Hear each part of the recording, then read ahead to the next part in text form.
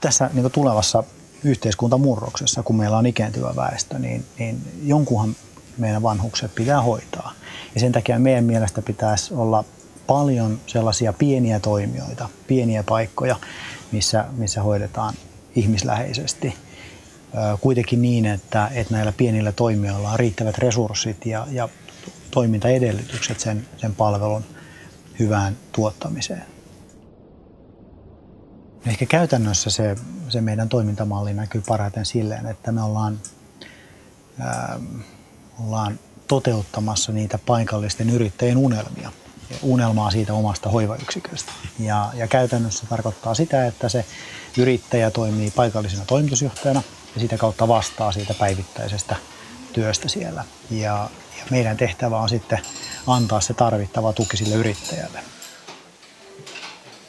Yhteiskunnallisesti taas sitten, niin meillä on siellä paikallisesti perustettu osakeyhtiö, mikä tietysti työllistää aina paikallisesti, mutta myös maksaa paikallisesti veroja.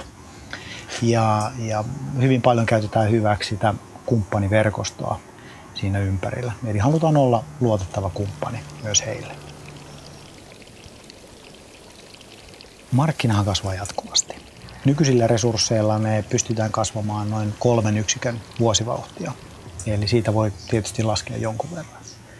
Ja ensimmäinen etappi meillä on siinä vaiheessa, kun me päästään 10 yksikön kokoluokkaan. Silloin meillä alkaa olemaan sopivasti yksiköitä niin, että tämmöinen vertaistuki mahdollistuu yhä paremmin meidän yrittäjillemme. Sekä pystytään tarjoamaan sitten keskitetysti ratkaisuja edullisemmin.